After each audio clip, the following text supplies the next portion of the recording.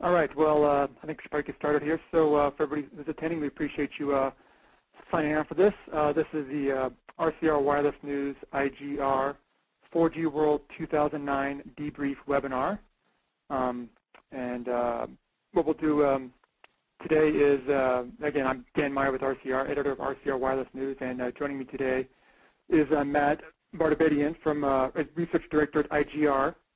And today what we're going to do is we're going to go over some of the larger points mentioned during the recent 4G World event in Chicago, including some commentary on the keynote speakers and also the sessions and other trends that we observed during the event. We're also going to have some time at the end of the webinar today for any questions that you might have.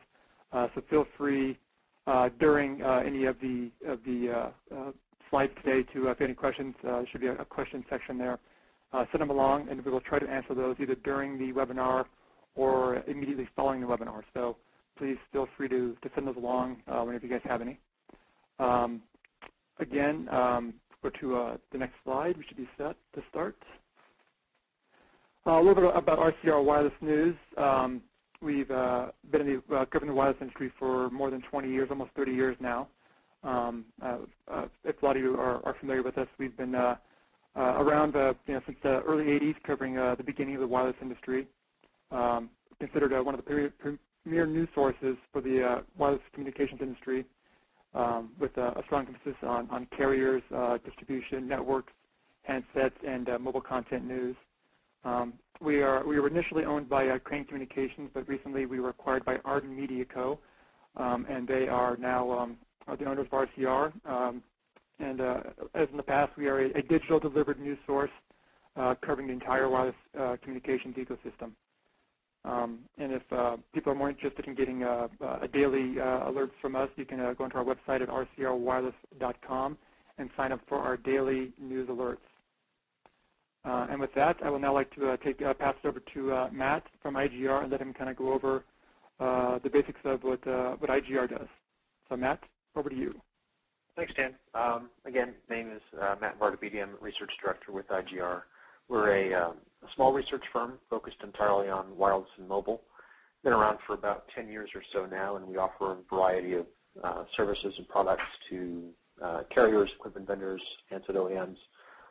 The products range from custom consulting to subscription research services to multi-client studies, and do a lot of primary research involved in those areas, surveys, focus groups, those types of things.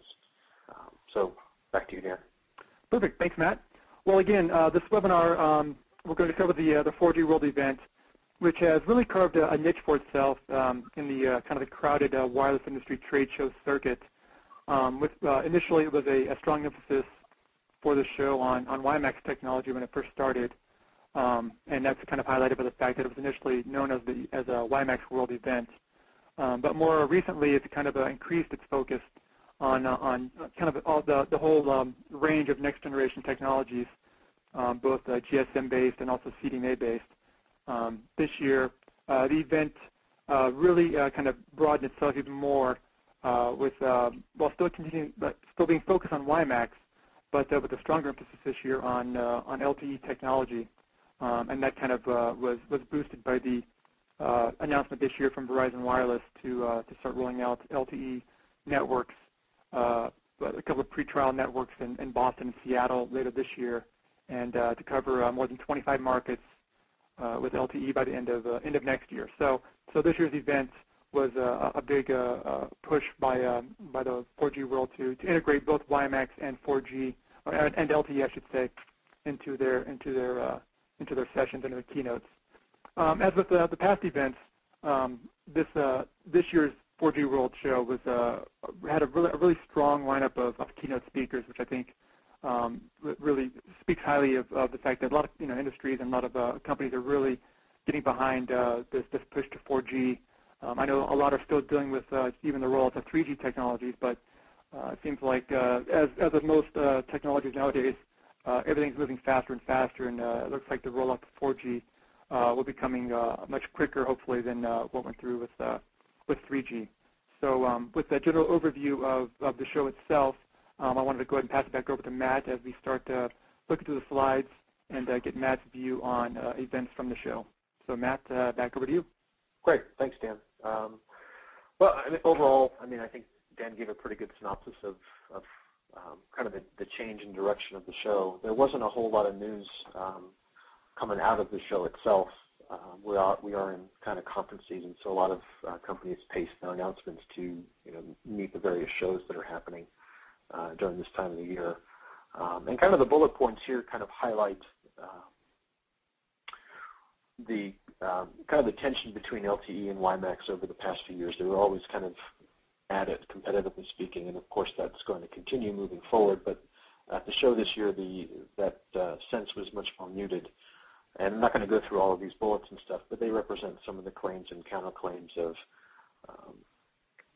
what the two camps would argue about the other technology. And I think maybe the key thing to point out is that LTE is, while it is still coming, it's not really a future technology anymore. As Dan mentioned, it's very real. It's deployed in a couple markets already in the U.S., and increasingly so through 2010 as Verizon Wireless launches those networks that Dan mentioned.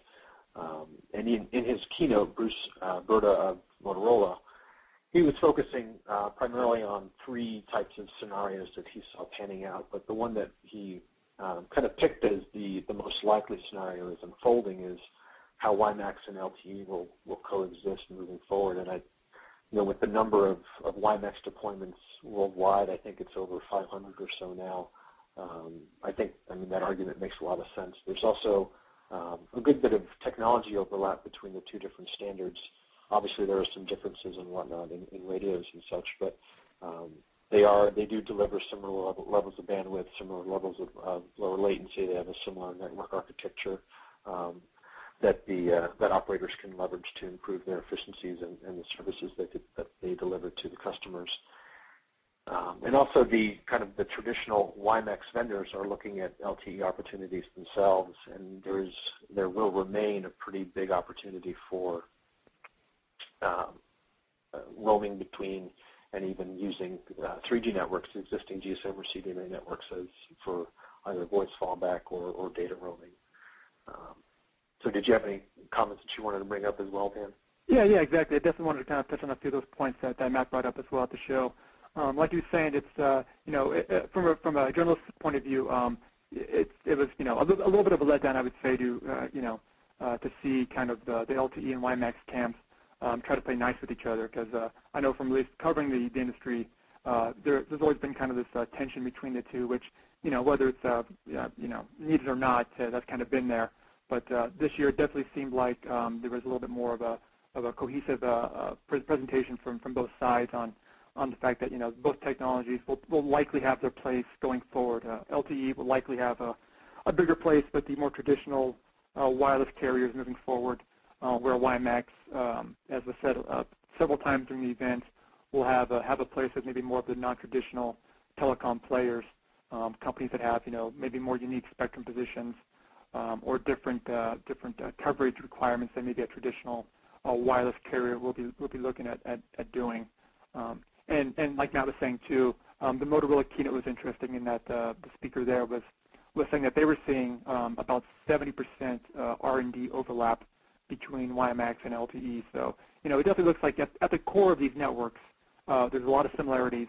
It's just kind of at the air interface where you get the differences, and that's kind of where where the carriers will decide where they want to go with that. Also, one side note too. During I had a meeting with Ericsson at the event, and it was interesting to kind of hear their point of view. They are very large in the LTE space, and initially they were very large in the WiMAX space too. But their spokesman there was saying that when they decided back in 2006 to kind of pull up stakes in the WiMAX space and focus more on LTE, they were very aware of the impact that would have on the WiMAX space, kind of hinting that they knew that their large size and maybe pulling their support from the WiMAX community would maybe cripple the uptake of WiMAX networks going forward. So definitely aware of that impact that they would have. But even saying that, the WiMAX community has done a pretty good job of bringing in a lot of supporters and a lot of companies to support the technology. So that's they've done a pretty good job considering kind of being behind a little bit at that point. So anyway, that's comments on it. So back to you, Matt, for the next slide. Okay. In the U.S. at least, and this is really where my company's research focuses on the U.S., less so the international markets. But in the U.S., obviously Clearwire is kind of the poster child for what's happening with WiMAX, and there's a lot of scrutiny on what they deploy in their network devices and such. And I think it was during his keynote address, Bill Maher, the CEO of Clearwire, said that 120 million or so people will be covered by year-end 2010 by the Clearwire network. And recall, too, that Sprint is a majority owner in Clearwire, and that they are also reselling the Clearwire network under the Sprint 4G brand. I think Comcast has trials in Portland maybe with reselling the Clearwire network as well. There's also been a lot of speculation about what Clearwire will actually do moving forward. Are they going to stick with LTE, stick with WiMAX, or are they going to move to an LTE strategy? That was really never confirmed or denied at the show in particular. So I think that kind of just remains in the area of speculation for now. As we look forward, and this is more from a 3G operator standpoint, a mobile operator standpoint, in the next 12 months or so, we're going to see the carriers, and they're already doing it, is to try and, we're starting to do it, they're trying to reduce the performance gap between WiMAX and 3G. Obviously, WiMAX provides higher bandwidth, lower latency, some better efficiencies than 3G networks currently. AT&T has HSPA. They're rolling out HSPA 7.2 throughout their network, looking to have it turned up, I think, in the majority of their markets by the end of 2010. T-Mobile USA, which has kind of traditionally been a 3G underdog, so to speak, in the U.S., is, they've been rolling out UMTS throughout their network to support the launches of the G1 and their other smartphones.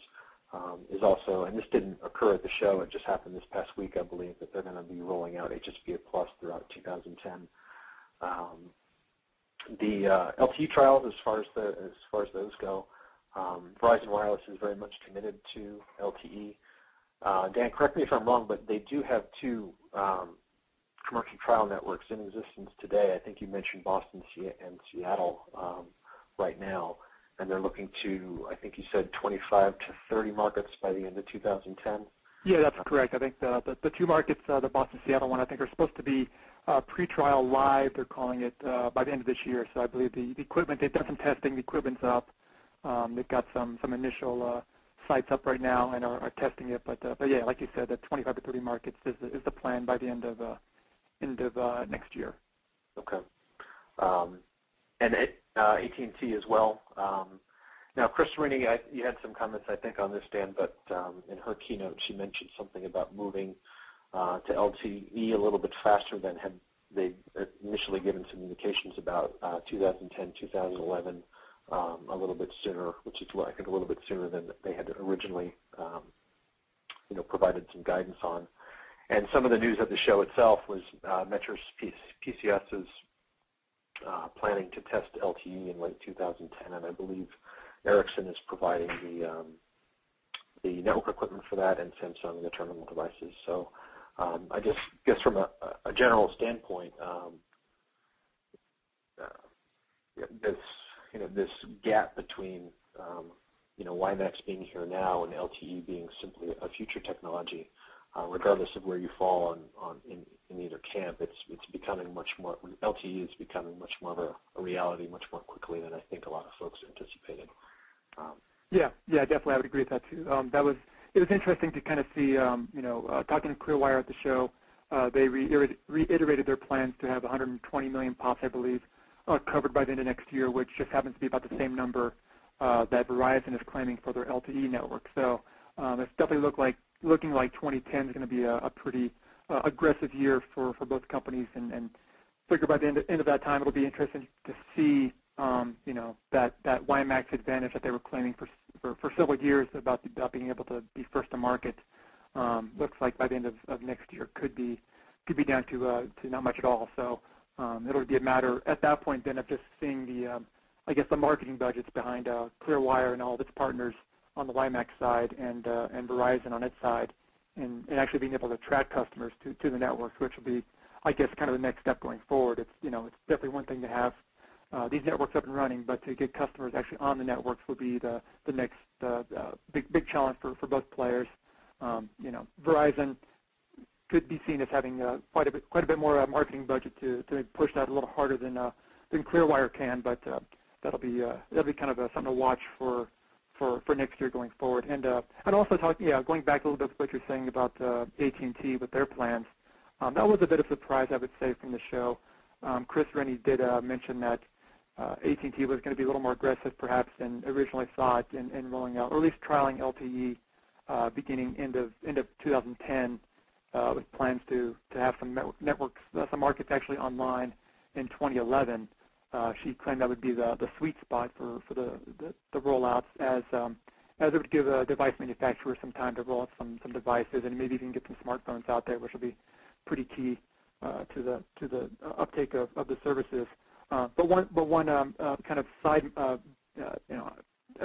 that happening, of them going to LTE so quickly, might be the evolution of HSPA for AT&T. Looks like it might just stop at the current 7.2 plans that they're rolling out now. I know Chris Rennie was asked about that directly at the show, and she kind of her response seemed to indicate that that AT&T's plans would pretty much stop at that 7.2 evolution, and that they would then focus all of their rollout past that and development past that on the LTE phase of their network rollout plan. So that would might have a little bit of an impact going forward with other carriers looking to do HSPA plus. I'm sure a lot of other carriers around the world are going to look at doing that, but AT&T is a pretty good sized carrier, and it could definitely drive down some of the costs involved with rolling it out. So that'll be an interesting topic to kind of watch also for next year, as Matt was saying, as carriers look to kind of bridge a gap between 3G and 4G, and with 7.2 HSPA. It looks like it's a pretty good way for AT&T to do that, at least in the short term. But they are still looking at that LTE as being the long-term plan for them going forward. And also, I just wanted to again reiterate that if anybody has any questions during this, to please feel free to ask those. We'll try to get to those at the end of the slides here. So please feel free to send those along, and we'll try to get to those when we can. So anyway, back to you, Matt. Okay, thanks. I think moving on to the next slide, I guess walking around the show floor at McCormick, there's really no shortage of at least from the WiMAX perspective, no shortage of data-centric devices, be they express cards, USB dongles, embedded laptops, those kinds of devices. I believe Sprint has in market a dual-mode WiMAX CDMA device. They're devices like the Cradlepoint, essentially modem that brings in WiMAX and then redistributes that via Wi-Fi or Ethernet on the local area. And I think we might see more devices like that kind of bridge WiMAX and CDMA kind of in like that MiFi form factor that Novotel Wireless rolled out on Sprint and Verizon Wireless this past summer, which brings in the MiFi itself, in particular brings in the 3G connection and allows it to be shared to any Wi-Fi capable device that's in proximity. And I think we probably see by the end of 2009 a similar device to that leverages the WiMAX network and even rooms over to 3G. But what's really missing, at least in the U.S., are smartphones. They exist in international markets. There's more than a few examples of them.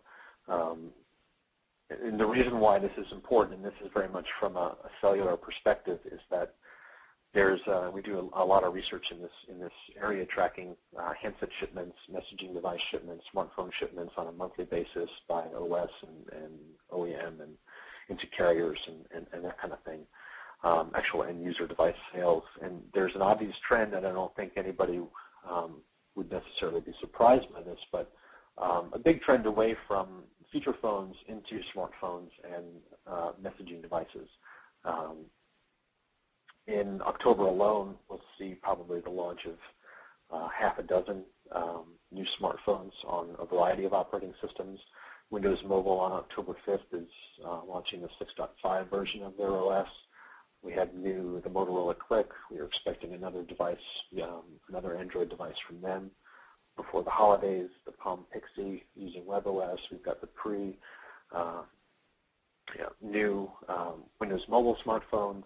So there's a lot of activity in here, and this is really what's driving, what customers are really preferring on average in the U.S. market, and I think internationally as well. So what WiMAX carriers need to do, and Clearwire in particular in the U.S., is to get these smartphones into the U.S. market as soon as possible. Currently, second quarter 2010 is the expectation, and just from overhearing conversations in Motorola's booth or Samsung's booth or whatever, a lot of folks were pointing at the Windows Mobile smartphones that are available in Korea or Russia or elsewhere and saying, why can't I get this device on the Clear network? And it basically comes down to they're not available yet, but they will be. But there are some MIDs, mobile internet devices or handheld computing devices that are available on Clear.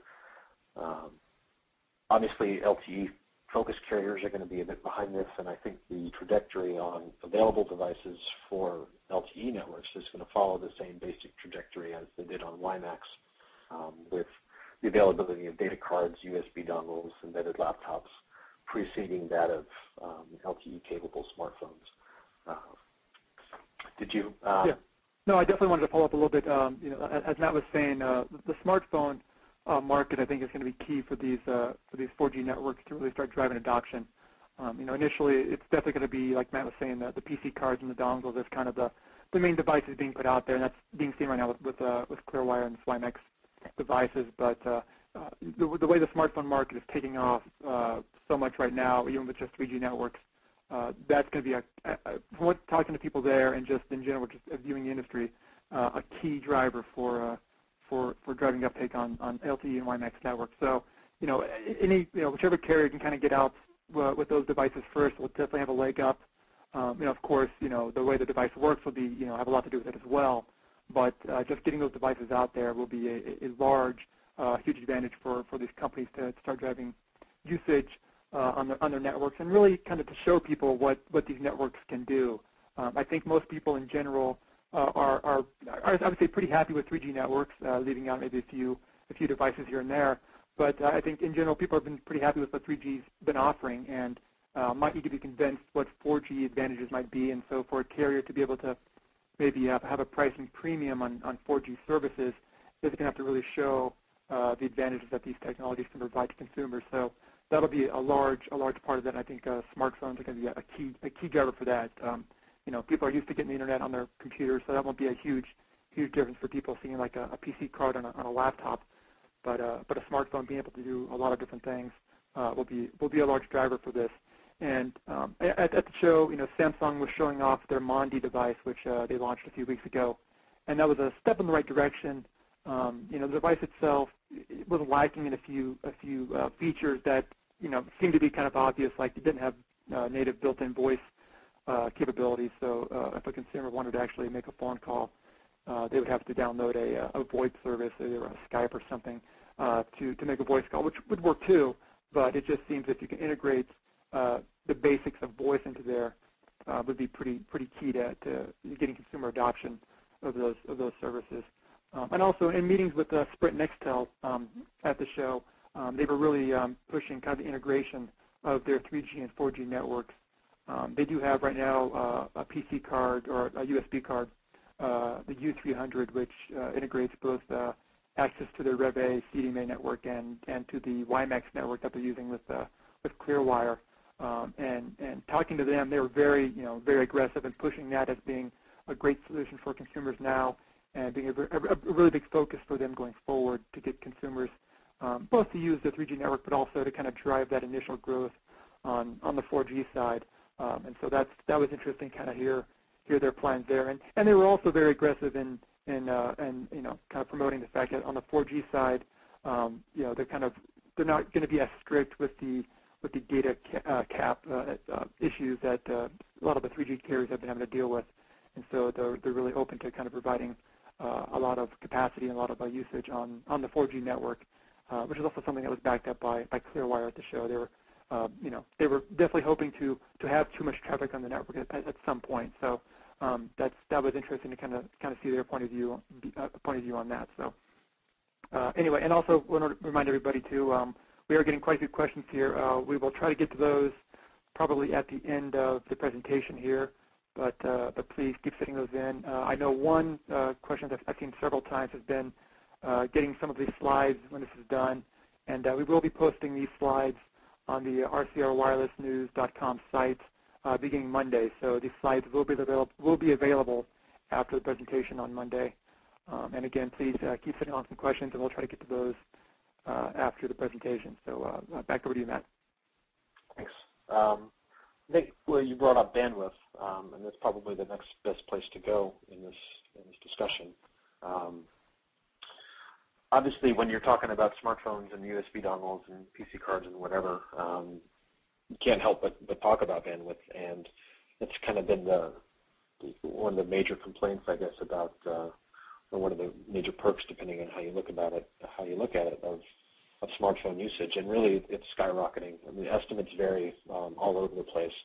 A couple recent ones I've seen in the past couple weeks or so is the top end users of iPhone. They're like generating about 800 megabytes of traffic on a monthly basis. All smartphones consume a lot of bandwidth, 300 megabytes or some estimates. Verizon Wireless has some numbers out there that show that quote-unquote smart, iconic devices consume about 170 megabytes per month. IGR, we have our own, bandwidth consumption models for handsets. And our, estimates vary based on the assumptions and usage patterns and applications that you account for and whatnot. But our models show anywhere from 30 megabytes a month to over 200. So I think all these, regardless of the specific numbers, I think that not only are users choosing smartphones more often as their cell phone, as their device, and therefore beginning to consume more and more bandwidth, simply because they're new to the device and they want to play with apps or what have you.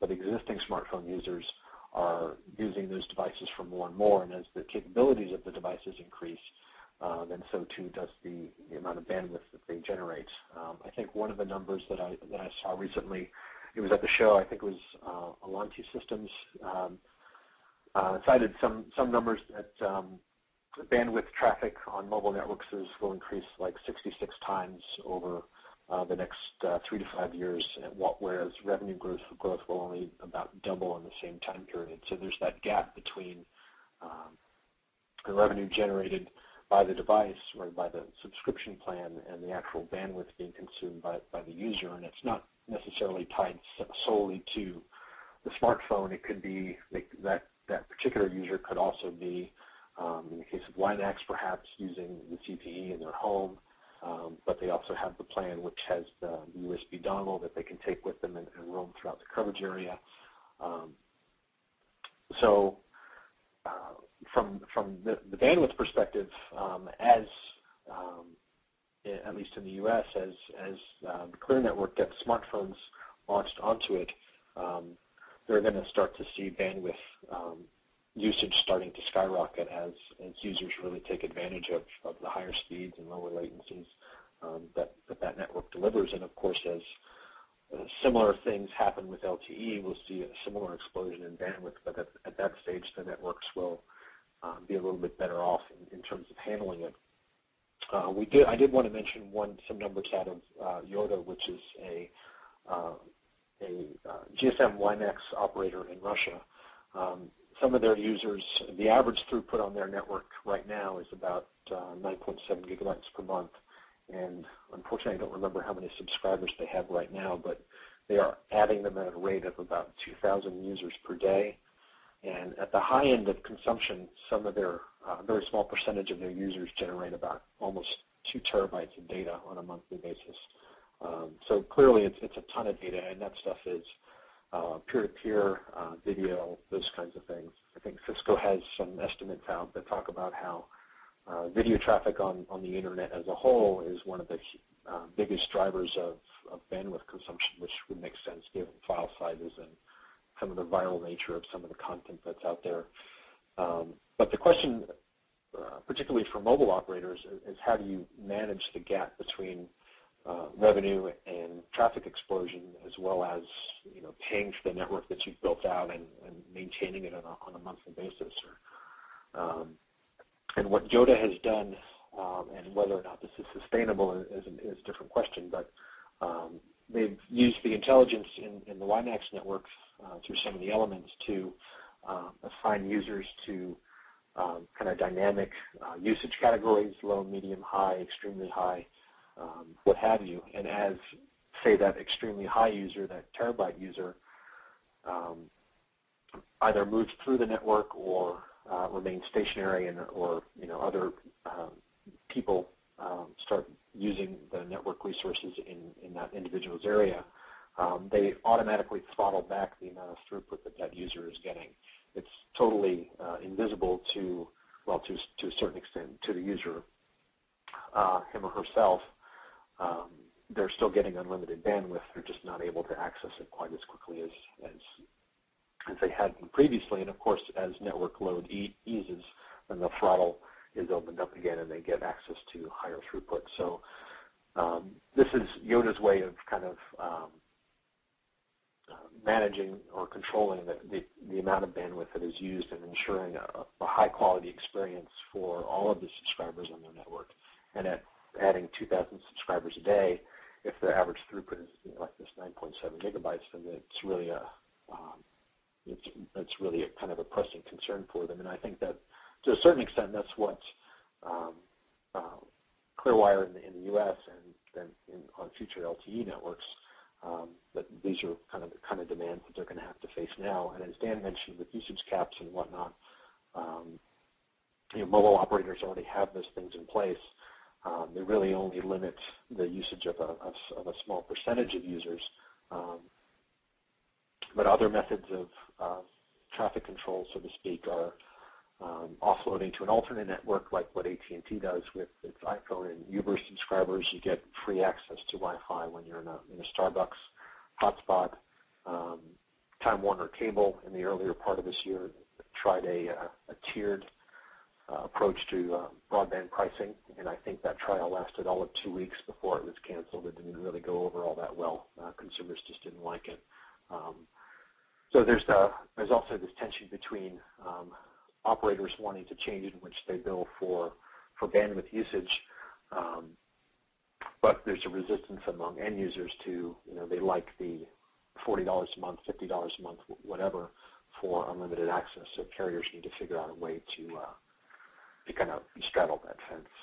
Yeah, no, those are good points, Matt. Definitely, that was a big issue, I think, with the companies at the 4G World event, but also going forward, is kind of that management of those networks. I know with Clearwire, at least, they're very confident with their spectrum depth that they have, which they claim is between 120 and 150 megahertz of spectrum in most of the top markets, that they can definitely have a lot more headroom compared to LTE carriers like Verizon and AT&T, which will probably have somewhere in the neighborhood of 20 to 40 megahertz of spectrum between their 700 megahertz and their AWS bands they're going to be using for their LTE rollouts.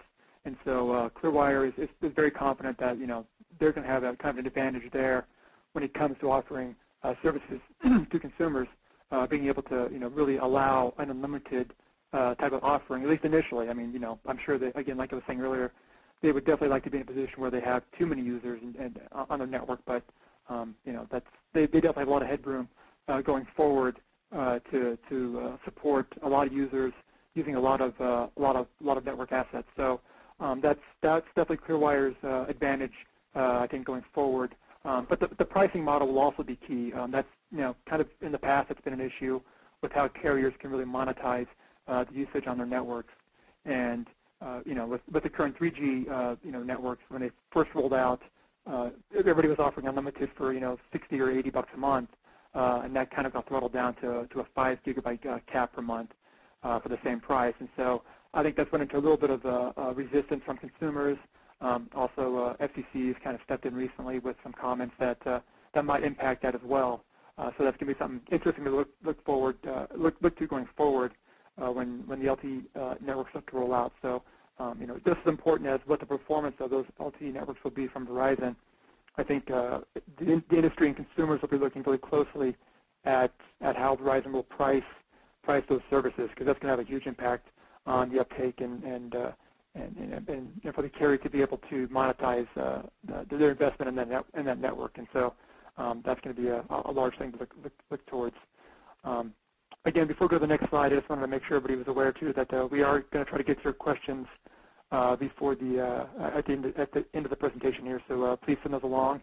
And like I mentioned earlier, there will be a copy of these slides available beginning Monday on the rcrwirelessnews.com website. So for people asking those questions, yes, they will be available on starting Monday. And so going on to our final slide of the presentation, one thing I noticed at the show was kind of the new blood coming into the market. I think 4G has really kind of opened up the doors for some new companies to come in, beyond the established infrastructure players like Ericsson, Alcatel-Lucent, Nokia, Siemens, who've already garnered some good contracts, but it's allowed some new players like Huawei, who does have a little bit of play in the 3G space, but Huawei has definitely been very aggressive trying to move into the North American market. They've got part of Clearwire's build. Also companies like Samsung, even Motorola, who was maybe starting to lose out a little bit on the 3G space. It seems like 4G has definitely opened up that market again for Motorola to make a play for infrastructure contracts. So that's been interesting to watch. At the event, also when it came to devices, companies like Samsung was obviously a big company there, but the people making laptops like Dell, Toshiba, Lenovo, others like that, 4G is really providing an opportunity for those companies who have maybe in the past who have tried to dabble a bit in the mobile space to get maybe a bigger foothold with 4G. Those companies are starting to embed 4G modems into their devices, and that's kind of giving them a little bit of a way to get into that space. When it comes to LTE, that's still I think an open market right now. Nobody's really come out with devices yet beyond the PC card space to really kind of take a leadership role there. I suspect that the usual players will step up here soon with devices and really take advantage of that. But so far that market has been pretty quiet. So that's something to look forward to. Whether some of the companies that have been making lots of gains in the smartphone space, like HTC, can maybe drive with the LTE market as well. And then also on the infrastructure side, it was interesting to talk a little bit at that show with ZTE, who is very similar to Huawei, trying to gain a bigger piece of the North American market. ZTE was mentioning that their plans in the next 5 years was to be one of the top 5 handset vendors in the world, and also one of the top infrastructure vendors, which, when you look at the companies ahead of them in the space, that's pretty aggressive, very aggressive look for a company that so far has been pretty small in the U.S. market. So interesting to kind of see how that plays out for them. They're definitely looking at the Huawei model and how Huawei has been able to garner a lot of contracts, and also a lot of respect, it seems like, in the industry from both carriers and other vendors on what they can provide. So I thought that was a pretty interesting take from the show, was the chance that 4G is really providing for new companies to get into the space and really make a name for themselves and break out of that kind of the old legacy 3G models. So those were some of the things I noticed there. I believe that's the last slide we have for this. I guess, again, with the questions, if people have questions, we could probably touch on some of those now. Matt, if you have time for that, I think we could. Sure. Yeah. We can go there. Let me go through some of these here. I know I've seen a lot of them. People are asking about the handoff potentials between WiMAX and traditional cellular networks. So like a carrier like a Clearwire or even Sprint, what their plans might be when they start to roll out services on both networks. The ability for consumers to kind of be able to seamlessly transition between the two networks. I know from talking with Clearwire and Sprint at the show, that is something they're definitely looking at doing. They're definitely not at that point yet. I think there's still some issues there with trying to integrate those two networks. They've got a lot of back-end stuff to do as well on that. So it still seems that's going to be probably something that's going to take a while, if at all. And that's still two very different technologies, two very different networks. So it looks like, at least for the near term, that consumers looking to roam between the two networks are going to have to kind of log off and log back on and to the networks. They might be able to fill some of that with some software, maybe on the device that could automatically do the logging off and logging back on. But it still is going to require kind of a dropping of a connection for that to happen. So that was interesting there, I thought. Also some questions, it looks like, on, I guess, the recent news. I think this week, kind of the rumors about Dutch Telecom or T-Mobile looking maybe to partner with Sprint or with Clearwire or with maybe some of the regional carriers on either WiMAX or somehow getting some additional spectrum. And I don't know if Matt, if you've seen anything at all or any thoughts on, I guess, T-Mobile's plans for going forward, because it does seem like at this point, with their announcement for going with HSPA Plus at least, that they might be spectrally constrained when it comes to going to 4G.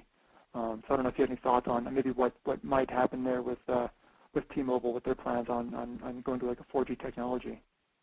Well, yeah, I'd agree with that. I think that T-Mobile USA does have kind of a spectrum issue moving forward into 4G, and that would be, I guess, the main reason why they're looking at some type of partnership or acquisition or something in the U.S. markets. We've seen hints of things about Sprint or Metro PCS or whatever. I think it's really kind of too up in the air at this point to comment in any detail as to what's going to happen. But I think the basic point is that they're moving to HSPA Plus because it gives much of the same benefits as WiMAX or LTE from a bandwidth, spectral efficiency, latency perspective as they can get with the current amount of spectrum that they have. So whether or not that holds up long term in the U.S., I think, is an open question, and probably why they're looking for options. Yeah, definitely. I think you're right on that point. It definitely seems like that's going to be kind of a trial going forward. And at least I know, talking with Clearwire at the show, I think maybe what's kind of providing some impetus for this is Clearwire's been very open with the fact that they're open to having having other carriers on their network, basically being almost like an MVNO type of model for other carriers. And so that's kind of opened the doors for maybe a lot of speculation, but also maybe for other companies looking to get into the space as an easy way for them to offer a 4G service. And again, with all the spectrum that they have, they definitely have a lot of leeway there. And as I mentioned earlier too, they have not said no to LTE at this point. They're definitely focused right now on WiMAX, but they have enough spectrum depth across the country to be able to, if they wanted to, they could put 40 or 60 megahertz of spectrum aside for LTE and even roll out a network that way, which could help some other carriers who are looking to branch out that way as well. So interesting to see how that works out. We've also gotten quite a few questions on maybe just getting the basics on the comparisons between LTE and WiMAX, both from a spectral efficiency point of view, but also from a performance point of view.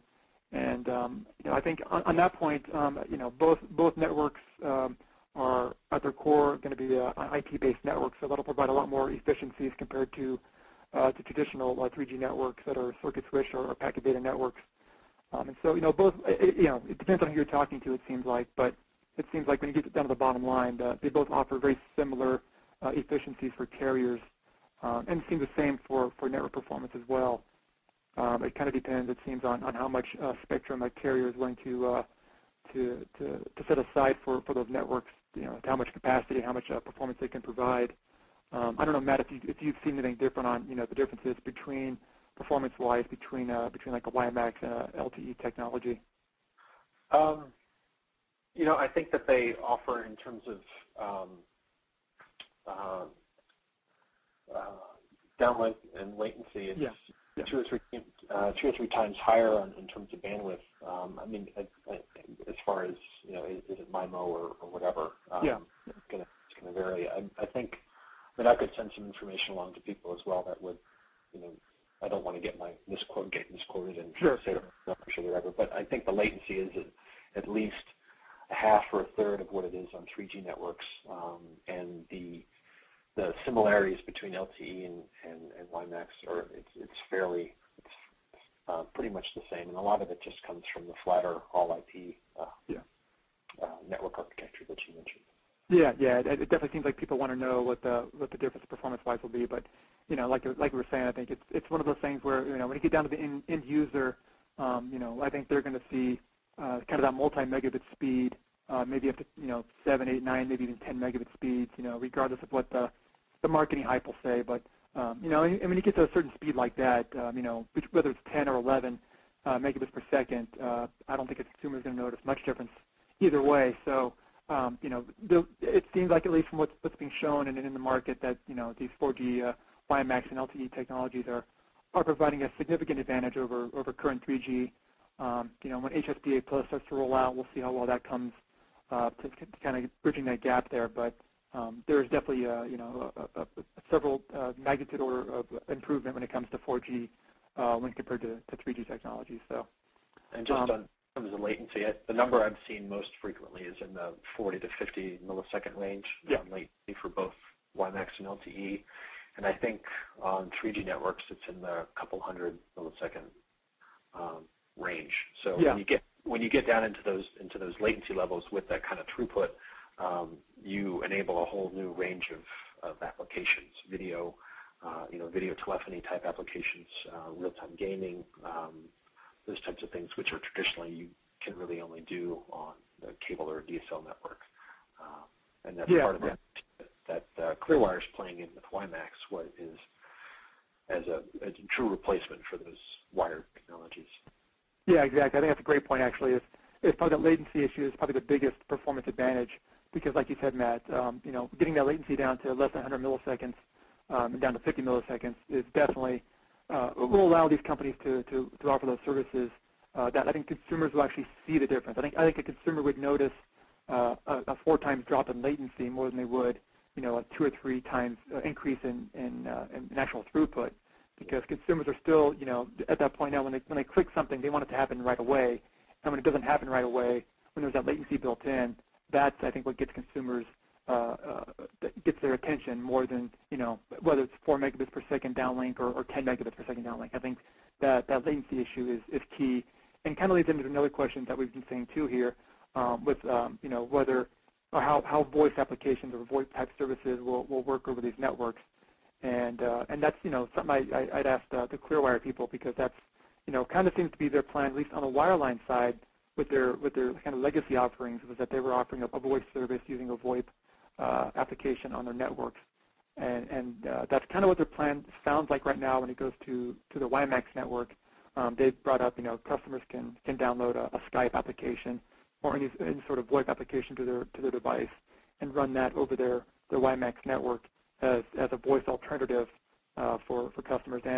And even at the CTIA show earlier this year, I know Ralph Debrief from AT&T was asked about that, and whether there was any concern from AT&T when they go to LTE about those voice applications being run over the network and any sort of congestion or competition issues there. And De La Vega was pretty open in saying that once an application is running over our LTE network, it's all just bytes at that point, and they really don't have much concern over that at this point. That might change going forward, but they're very open to just allowing any sort of traffic, because once it becomes all IP, it's all just bytes running on the network. And so, yeah, I definitely think carriers are looking at VoIP as a possible voice solution over their 4G networks. Matt, I don't know if you heard any different along those lines, or what kind of the plans are when it comes to offering still that killer app of voice over 4G. I don't think I've heard anything different. I think voice over LTE is not really in the cards at all at this point in time. Yeah. Still figuring out that, and it's going to be a circuit switch fallback, I think is the term for it, where it's just dual mode. If you're using voice, you're using CDMA or GSM.